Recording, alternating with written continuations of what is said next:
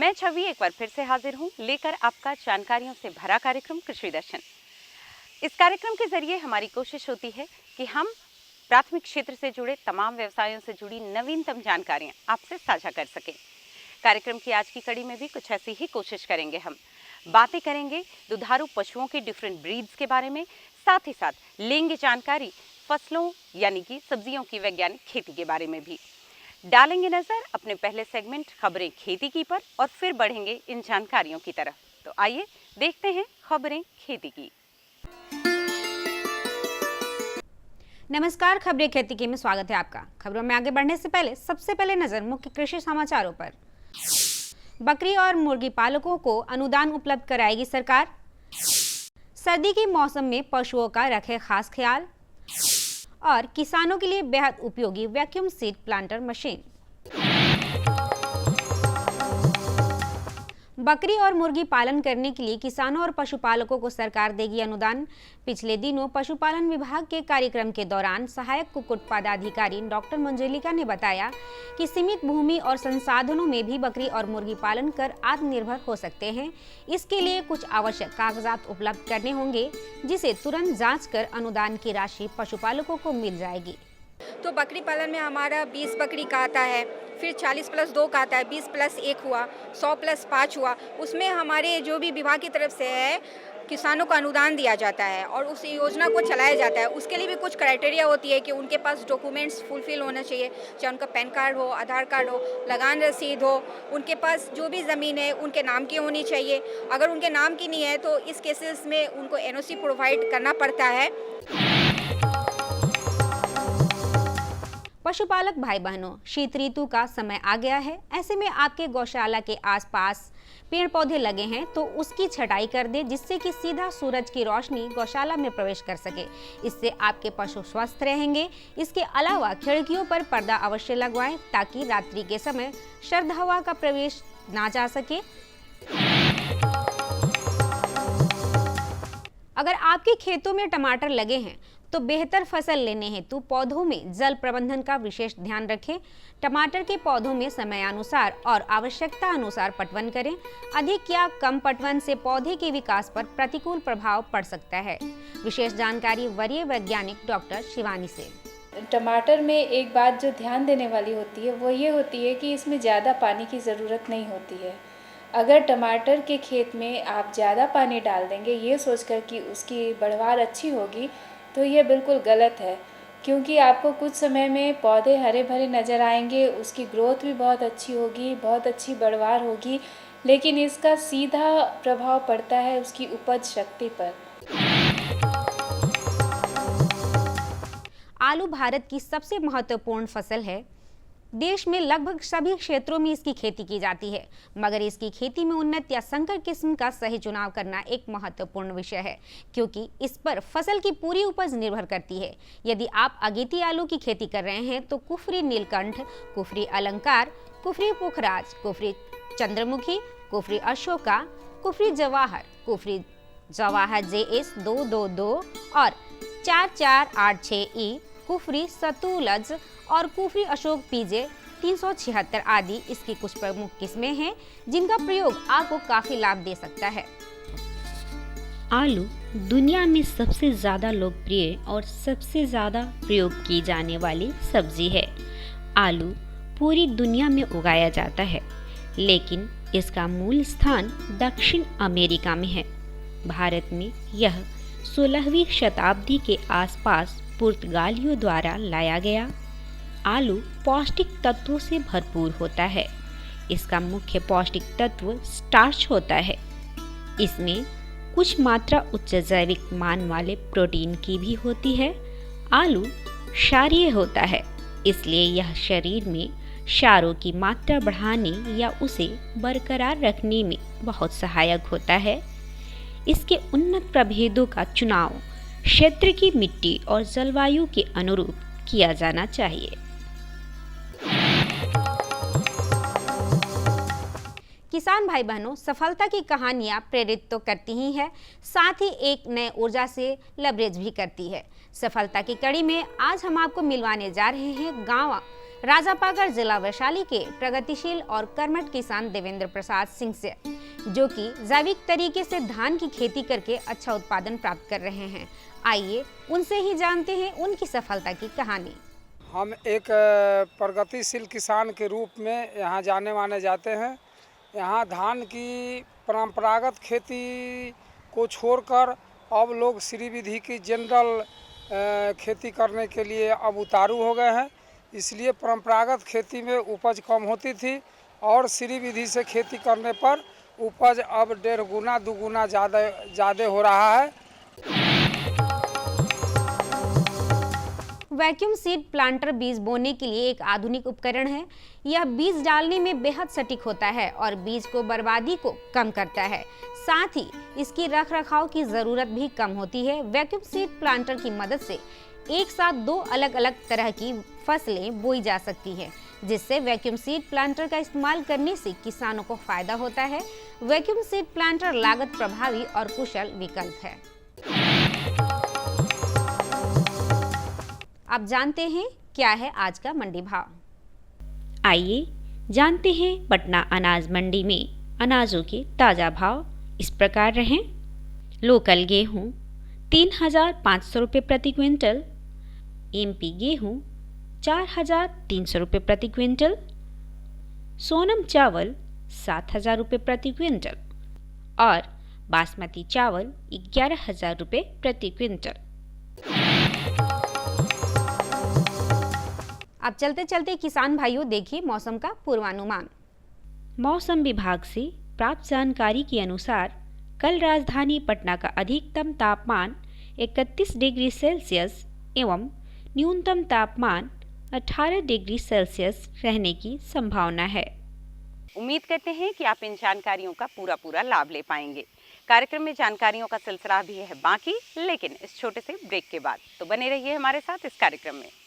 तो भारत में भैंस उत्तम दूध देने वाली जानवर के रूप में जाना जाता है और दूसरे नंबर पर गाय है। और इसके बाद तीसरे में अगर हम देखेंगे तो गोट है और चौथे नंबर पर सीप है। हर जोखिम से निकल कर फसल आए, सुरक्षित हो जाए। फसल बीमा से हर किसान अब आत्मनिर्भर हो जाए। अब सूखा पड़े या बाढ़ आ जाए कोई डर नहीं। अब ओले पड़े या कीट पतंगे फसल खा जाए कोई फिक्र नहीं। अब कैसी भी आपदा हमारी फसल पे आ जाए, क्षति होने पर हमारे दावों का उचित भुगतान मिलता है, क्योंकि हमने लिया है प्रधानमंत्री फसल बीमा। बुआई से फसल कटाई तक हर जोखिम का दावा, न्यूनतम प्रीमियम पर अधिकतम भुगतान का वादा। योजना से हर साल जुड़ रहे हैं 5 करोड़ से ज्यादा किसान। अब आपकी है बारी। नजदीकी कृषि कार्यालय, सहकारी समिति, बैंक शाखा, अधिकृत बीमा कंपनी या जन सेवा केंद्र में स्वेच्छा से करा सकते हैं पंजीकरण। फसल बीमा पोर्टल या फसल बीमा ऐप द्वारा भी किया जा सकता है पंजीकरण। प्रधानमंत्री फसल बीमा योजना, आपकी फसलों का संपूर्ण सुरक्षा कवच। कृषि एवं किसान कल्याण मंत्रालय, भारत सरकार। खबरें खेती की में अभी आपने जाना मौसम के मिजाज के बारे में, ली आपने जानकारी मंडी के भाव की, जाना आपने नवीनतम तकनीकों और उपकरणों के बारे में, और साथ ही साथ आपने सुनी अपने ही एक सफल साथी के सफलता की कहानी। कार्यक्रम की कुछ अगली कड़ियों में हमारी ये उम्मीद होगी कि आपकी सफलता की कहानी हम आपके दूसरे साथियों से साझा कर सके। चलिए कार्यक्रम में जानकारियों के सिलसिले को बढ़ाते हैं आगे, और जैसा कि हमने आपसे वायदा किया था, बात करेंगे पशुपालन के बारे में। दुधारू पशुओं का पालन भारत में बड़े पैमाने पर होता है, लेकिन अगर उनके सही ब्रीड्स के बारे में पता हो तो ये हमारे लिए ज़्यादा लाभदायक हो सकता है, खास तौर पे वातावरण और परिस्थितियों को ध्यान में रखते हुए। तो आज हम अपने विशेषज्ञ से इस भेंटवार्ता के जरिए लेंगे जानकारी दुधारू पशुओं की देसी विदेशी ब्रीड्स, क्रॉस ब्रीड्स और ठंड में उनके रखरखाव के बारे में। किसान बंधुओं नमस्कार। किसान बंधुओं, ये बहुत ही गर्व की बात है कि हमारे जो पशुपालक हैं उनके कारण आज हम दुनिया में दूध उत्पादन के मामले में पहला स्थान रखते हैं।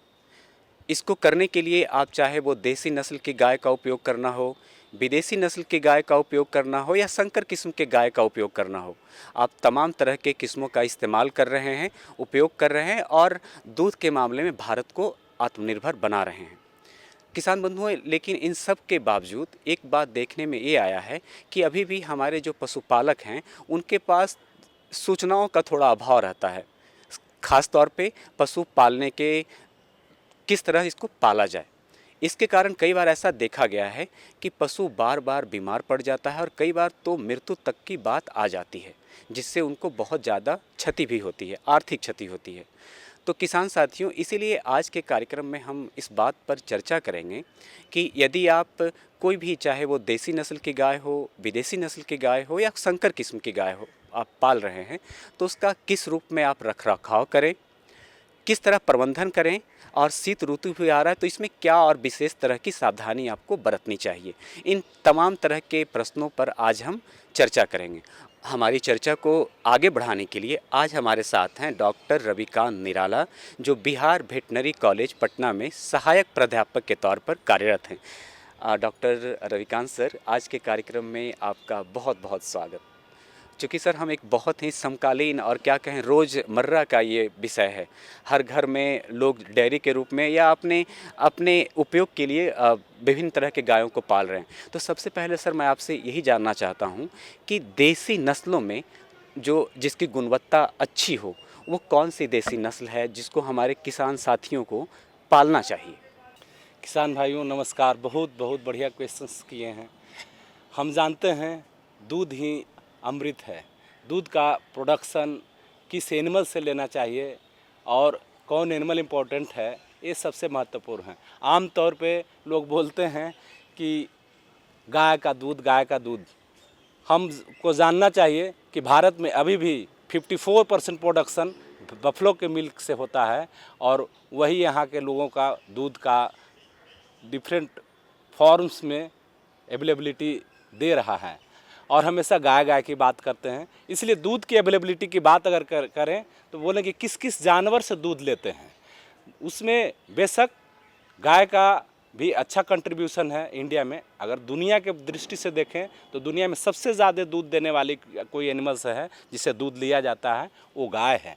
लेकिन अगर हम भारत के संदर्भ में देखें तो भारत में सबसे ज़्यादा दूध देने वाली कोई जानवर है तो वो भैंस है और दूसरे नंबर पर गाय है। गाय में कई तरह के नस्ल हैं जो अलग अलग प्रोडक्शन करती है। कुछ गायें हैं जो हाफ लीटर से भी कम दूध देती है, कुछ गायें हैं जिसका प्रोडक्शन 80 लीटर तक है। अब उसमें भी वेरिएशंस है, रीजनल वेरिएशंस है। जो टेम्परेट नस्ल हैं, जो जहाँ पर कहते हैं कि शीत है या फिर ठंडक ज़्यादा है, वहाँ पर जो गाय की ब्रीड हैं उसमें मिल्क प्रोडक्शन ज़्यादा है। गाय नहीं बल्कि जो भी टेम्परेट एनवायरनमेंट कंडीशन में है, सभी एनिमल्स का प्रोडक्टिविटी ज़्यादा है, साइज़ भी ज़्यादा है और हर एक तरह के इन्वायरमेंटल सूटेबिलिटी है लार्ज एनिमल्स के लिए। हमारे के यहाँ गर्मी ज़्यादा है, 8 से 9 महीना गर्मी रहती है, इसलिए यहाँ पर स्मॉल एनिमल्स के लिए ज़्यादा सूटेबल इन्वायरमेंट है जिसमें बैक्टीरिया, वायरस और पैथोजेंस वगैरह है, इसलिए बैक्टीरियल लोड ज़्यादा होता है एनिमल्स का, तो एनिमल्स में प्रोडक्टिविटी काफ़ी कम होती है। अगर हम भारत के संदर्भ में देखें तो भारत में भैंस उत्तम दूध देने वाली जानवर के रूप में जाना जाता है और दूसरे नंबर पर गाय है। इसके बाद तीसरे में अगर हम देखेंगे तो गोट है और चौथे नंबर पर सीप है। वैसे जो हाई एल्टीट्यूड पर देखेंगे तो नॉर्दर्न ईस्टर्न एरियाज़ में खासकर अरुणाचल प्रदेश, नागालैंड, मणिपुर, मिज़ोरम और हिमाचल प्रदेश अगर हम देखें वेस्ट साइड में हिमालय के, तो ये सब जो एरिया है वहाँ पर मिथुन और याक का भी कल्टीवेशन किया जाता है और याक से भी दूध लेते हैं। और भेड़ से कई तरह के प्रोडक्टिविटी लेते हैं, दूध भी लेते हैं, फाइबर भी लेते हैं, मीट भी लेते हैं, कई तरह के प्रोडक्ट्स हैं, इसलिए 5 स्टार एनिमल्स भी बोला जाता है गोट और सीप को। ब्रॉडली चूँकि सिर्फ गाय का चर्चा होता है दूध के लिए, इसलिए मैं ये बताना चाहता हूँ कि सभी एनिमल्स का चर्चा होना चाहिए और सभी एनिमल्स में कुछ उत्तम नस्ल हैं जो दूध के लिए है, कुछ फाइबर्स के लिए है, कुछ मीट के लिए है और कुछ डुअल पर्पस के लिए जिसको हम ब्रॉड पावर के लिए कहते हैं। अगर भारत के संदर्भ में गाय को अगर देखें तो गाय में जो वेस्टर्न क्रिसेंट एरिया जिसको कहते हैं हरियाणा, पंजाब, राजस्थान का एरिया, गुजरात एरिया, दिल्ली, तो ये सब रीजन जो है सबसे फर्टाइल एरिया माना जाता है, सबसे प्रोडक्टिव एरिया माना जाता है। तो गाय में सबसे उत्तम नस्ल के जो भारत के गाय हैं वो इसी बेल्ट में मिलते हैं, जिसमें साहिवाल सबसे बढ़िया माना जाता है, उसी तरह से गुजरात में गिर पाई जाती है और एडिशनल एरिया में पाए जाते हैं जो बढ़िया नस्ल के दूध देने वाली है। थारपारकर है, ये भी बहुत बढ़िया दूध देती है। और अगर साउथ में देखें तो कर्नाटका में के एरिया में, अगर दक्कन एरिया देखें तो वहाँ पर देवनी है जो बढ़िया दूध देने वाली है।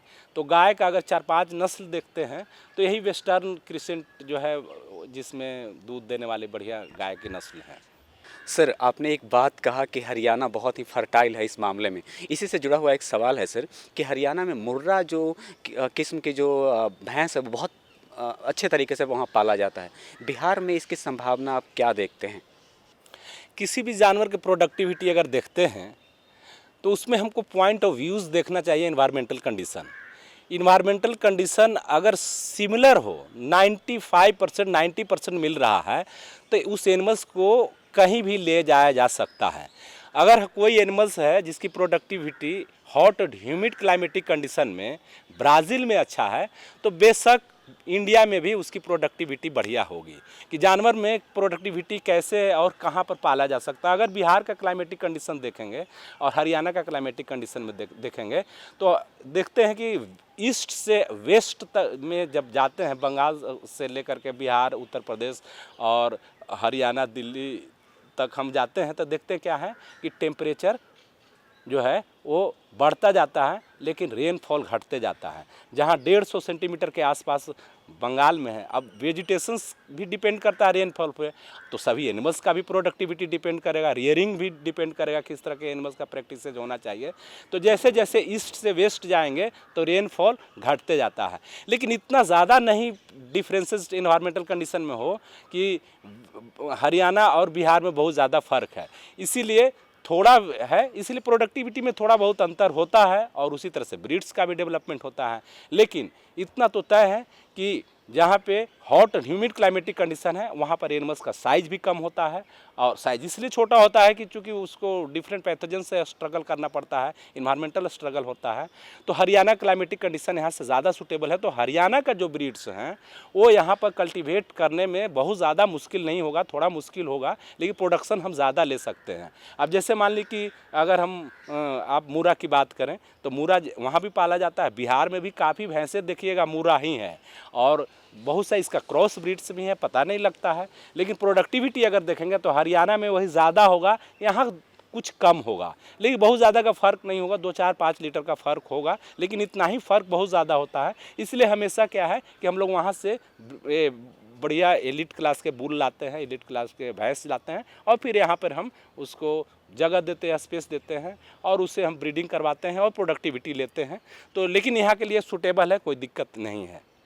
और डॉक्टर रविकांत सर, आपने बहुत कम समय में बहुत विस्तार से आपने हमारे पशुपालकों को बताया कि उनके लिए क्या बेहतर है और हर आप चाहे वो हरियाणा में आप वो भैंस पाल रहे हो तो उसका यहाँ भी पाल सकते हैं, कोई दिक्कत नहीं है और इससे जुड़ के वो अपना आर्थिक समृद्धि भी कर सकते हैं। आज आप कार्यक्रम में आए सर, इसके लिए बहुत बहुत धन्यवाद। तो किसान साथियों, आज के कार्यक्रम में केवल इतना ही, मुझे अनुमति दीजिए। नमस्कार। उम्मीद करते हैं कि आप इन जानकारियों का पूरा लाभ ले पाएंगे। कार्यक्रम में जानकारियों का सिलसिला भी है बाकी, लेकिन इस छोटे से ब्रेक के बाद, तो बने रहिए हमारे साथ इस कार्यक्रम में। कृषि दर्शन कार्यक्रम का कुछ बदला सा है अंदाज, क्योंकि कृषि और कृषि से जुड़े अलग-अलग सेगमेंट का हो चुका है आगाज। जानिए कैसे हो कम लागत में ज्यादा से ज्यादा पैदावार, जिससे बढ़े आमदनी और मुनाफा लगातार। सीखिए हमारे साथ कैसे हो हर मौसम के मुताबिक अपने पशुधन की उचित देखभाल, ताकि वे रहे सब स्वस्थ और किसान का जीवन हो खुशहाल। इसके साथ जानिए मंडी के ताजा भाव, मौसम का मिजाज, दैनिक कृषि समाचार हर हफ्ते सोमवार, बुधवार और शुक्रवार संध्या 5:30 बजे से सिर्फ दूरदर्शन बिहार पर कार्यक्रम कृषि दर्शन। ब्रेक के बाद आप सबका एक बार फिर से बहुत स्वागत है कार्यक्रम कृषि दर्शन में। और जैसा कि हमने वादा किया था कि जानकारियों का सिलसिला अभी थमा नहीं है। सब्जियों का उत्पादन और उपभोग बड़े पैमाने पर हमारे सूबे में होता रहा है। इसकी मांग बाजार में सालों भर बनी रहती है, लेकिन ठंड के मौसम का असर न केवल पशुओं पर बल्कि पौधों पर भी पड़ता है। ऐसे में ठंड के मौसम में कैसे करें सब्जियों की वैज्ञानिक खेती, इस बारे में लेते हैं विशेष जानकारी अपने विशेषज्ञ से इस साक्षात्कार के जरिए। नमस्कार। ठंड का मौसम आने वाला है, इसमें हमारे किसान भाई ठंड के मौसम में वैज्ञानिक तरीके से सब्जियों की खेती कैसे करें, कौन कौन सा सब्जी का ये तैयारी करें जिससे कि उन्हें अच्छा खासा लाभ मिल सके। जी हाँ, आज हमारी चर्चा का विषय है कि ठंड के मौसम में सब्जियों की वैज्ञानिक खेती, जिस पे बातचीत करने के लिए हमारे साथ जो हमारे एक्सपर्ट हैं वो हैं डॉक्टर पंकज कुमार राय, विषय वस्तु विशेषज्ञ, उद्यान कृषि विज्ञान केंद्र सहरसा से। सर, आपका बहुत बहुत स्वागत है हमारे कार्यक्रम में। सबसे पहले आप हमारे किसान भाइयों को बताइए कि आने वाले जो ठंड का मौसम है उसमें सब्जियों की खेती वैज्ञानिक तरीके से कैसे करें। किसान भाई ठंड के मौसम में सब्जियों में जो है आलू है, टमाटर है, बैगन है, मिर्च है, फूलगोभी है, बंद गोभी है, गाजर है, मूली है, इन सभी सब्जियों की खेती करते हैं। जहाँ तक वैज्ञानिक खेती का बात है तो सबसे पहला काम हम लोग भूमि का तैयारी की बात करते हैं। भूमि की तैयारी कैसे करें, इसकी तैयारी जो है खेत की तैयारी 3 से 4 जुताई कम से कम करें। पहली जुताई मिट्टी पलट वाले हल से करें, दूसरी जुताई कल्टीवेटर से करके मिट्टी को पूरा भुरभुरा बना लें। मिट्टी जब जितनी बार जुताई करें उतनी बार उस पर पाटा लगा दें, जिससे मिट्टी मुलायम, भुरभुरी और उसमें नमी का संरक्षण हो जाए, जिससे जब हम उसमें बीज डालेंगे तो उसका जर्मिनेशन या अंकुरण बहुत अच्छे से हो। दूसरा है जगह का चुनाव।